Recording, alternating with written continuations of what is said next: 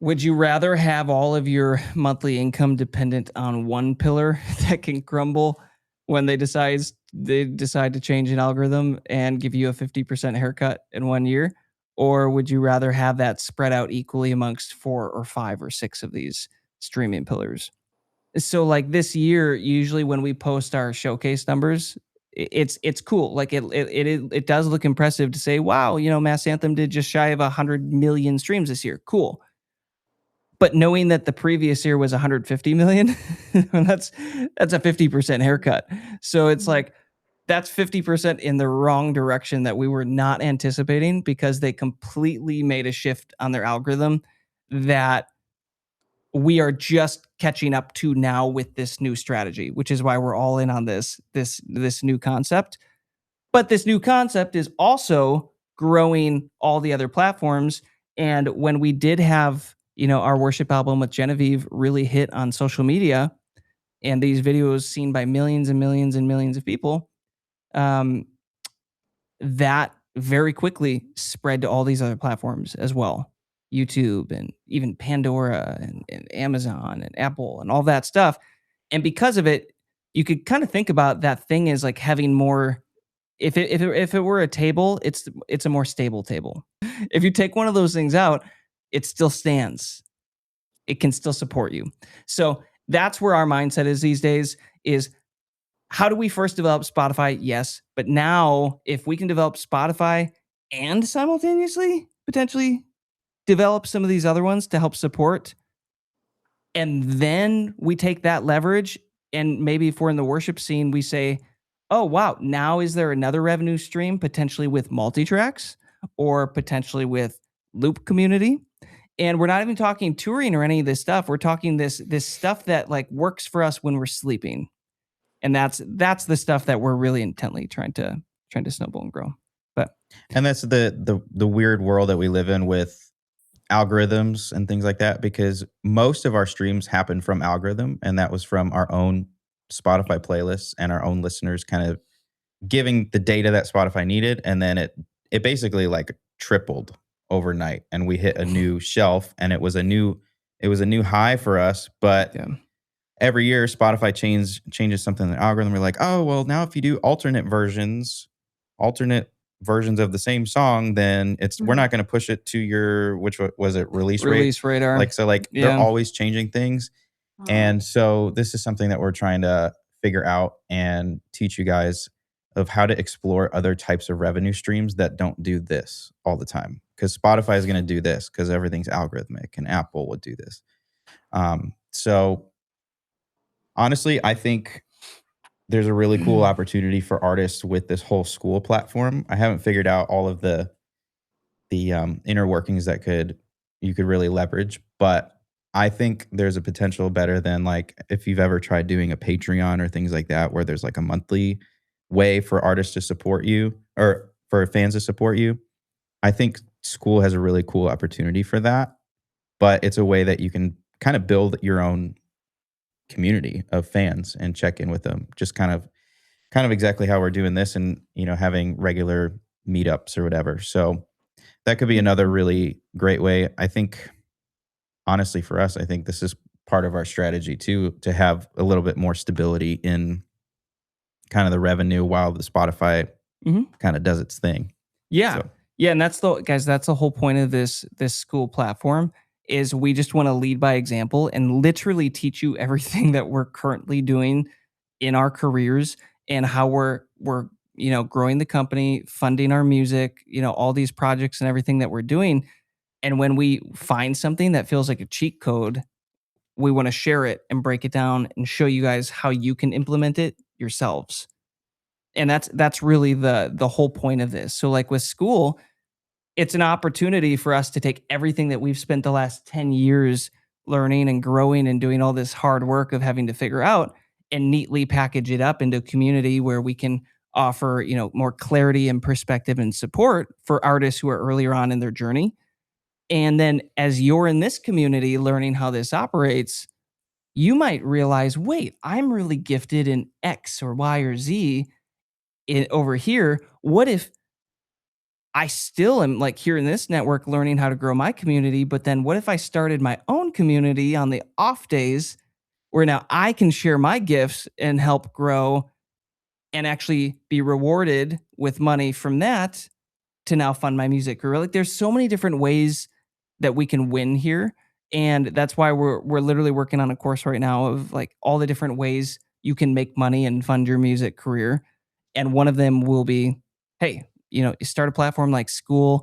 I know there's other ones that are built more specifically for even artists, and like there's a lot of ways you can do it. But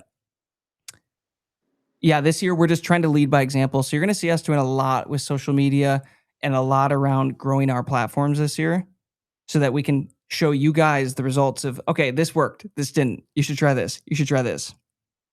And to give you a little bit of clarity of where our headspace is at, like I think more now than ever, people are desperate for a real interperson interaction, a real person interaction. That's what I was trying to say. So like the more that we go into this whole AI world where it's like everything you see on social media might actually be fake.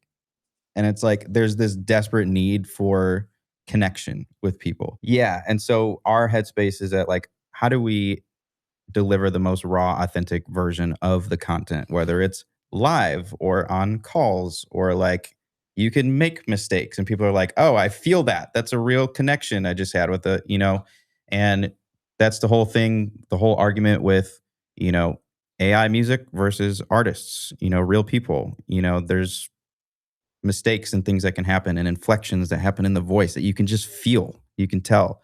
And so if you kind of lean more into that, that's where we're headed with as all of our content for social media.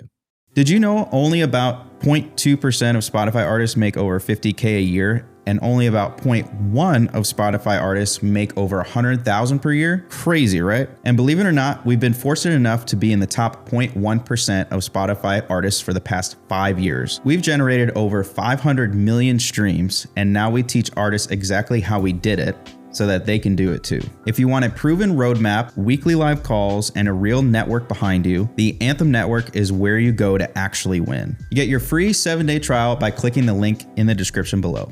I feel like the idea of making a school for your fans is such a good idea. Like, say you could get like 1,000 people and they all pay $25 a month. How much money is that? That's $25,000 a month. Wait. Yep, no. she quick. Is it? Is it? She's quick with that math. Yes, it is. No, but That's actually crazy. think about that. So this rule of, have you guys heard of this rule of 1,000 fans, 1,000 true fans? Has everybody heard of that before? Nope. I have. Yeah. They Joey have. has heard of it. I've heard of it. They're legit. Lenny, have you heard? Okay, what I think it is it's like 1,000. If you can get 1,000 fans that are like real fans, like monetized fans, that's amazing.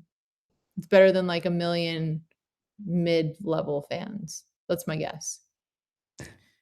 Yes. Okay. And I would like to add to it. A lot of us think we need millions and millions and millions of fans to like be successful, but you really just need 1,000 core ones that are like all Team Eleni. You really need like 1,000 of those people and you can have a career. So just from getting 1,000 fans onto a Skool community paying $25 a month, then that could be, say the number again, $300,000 a year. And that's so that's better. Lenny, why aren't you doing that? Go ahead. Yeah. So then think about it. You're like, okay, so why would people want to do that? So what are all the ways you could bring value into their lives through this platform with content, with behind the scenes, maybe with worship nights once or twice a week, prayer requests? Like it depends what your niche, like if you're in the worship space and you're wanting, to lean more into the spiritual side of things and do devotions with people and like lead them spiritually, lean into that. If you're an artist that maybe leans more into a different genre, then you look for other ways that you feel like your fans actually want to connect with you, and you find a way to build custom content around that. Or you could approach it from what Joey and I are doing right now, which is we want to show thousands of artists how to grow their careers and shave off as many years as possible and avoid all the headaches and the shortcuts and just get all the cheat codes really and just win faster, right? And you could do it that way. So there's so many different ways you guys can do it, but again, the beauty of being in this community is thinking like this, because who else is thinking? Like, we're thinking outside the box here on ways to fund the music career. Because if you can do that, Annie, then music just becomes the fun afterthought, right? And this is something that I wanted to bring up in a post. I haven't written it up yet, but it's been something on my mind about, does your passion have to be your career? Or can it just be your passion? Like, does your passion have to be the thing that you like make the most money off of for your career? Or does it really matter? Can you have something else be your career and then you just release music because you love releasing music, and like you do that no matter what? I think that's kind of how we all started. It's like I definitely have a theory on that too, because I feel like everybody has like quadrants of passions. Some of them can be monetized. Some of them are like danger zone if you monetize them, because then you burn out. Like we all have that one thing. I am an obsessive baker, and I actually was going to go to pastry school to be like a pastry chef. I was obsessed. And then I started a baking business, and I only lasted like 6 months, and it almost killed me, like quite literally. How have you not shared this with us? Well, so then, because business is another one of my passions, like business overall, I grew up in a restaurant. And so I channeled that passion into baking all of our desserts, like from scratch. And that's like a way for me to obviously get a paycheck from the restaurant, operate in the business that I love, and not feel burnt out, because it's like, I don't need this to survive. And music for me is one of those things where it feels like a quadrant passion that could be monetized, but the stress of getting it there has almost killed me, if that makes sense. Like, so it's something within me, but I worked so hard to try to make a career out of it. And it's like I just hit another closed door every single time. And that's almost more detrimental to my overall mental health than it is to like do it really well and then burn out, if that makes sense. I don't know if I'm. You know what's interesting though? I find for myself that the more detached that I get from things, the more successful they become for me. Even with that piece of content where you're like, ugh, I really don't like this. Like, this kind of sucks. And then you're like, post it anyway. So you post it and you don't care. And that's the one that does really well, as opposed to the ones you pour like your heart and soul into. I think we were talking about this with you, Lenny, with like shooting with a phone versus really nice camera. Yeah, and that's a good point. This has been me my last 2 weeks promoting this single. It's like the trash videos that are dumb and that I just throw up there. They're like, those are the ones that do things, not the ones I spend a lot of time on. And then you have to start to decide like, okay, what is the goal? Do you want the song to get saved and perform? Or do you like, that is the goal, is to get this music heard. So, okay, maybe there is a different strategy to start incorporating. But yeah, I think Joey brings up a good point. It's like, it gets weird when your passion starts to become your paycheck. And I don't think there's one right or wrong answer. I think it's different for everybody, but it's something for everybody to just think about. What does it mean to you? Because I think it's different for everybody. Before you head out, if that session gave you just one good idea, imagine what'll happen when you're actually in the room with us every week. That's what the Anthem Network is all about. Artists connecting, getting real-time feedback, and taking action together. You can join right now with a 7-day free trial and be part of the next live call for free. Don't just watch other artists grow with them. Click the link in the description and we'll see you on the next call.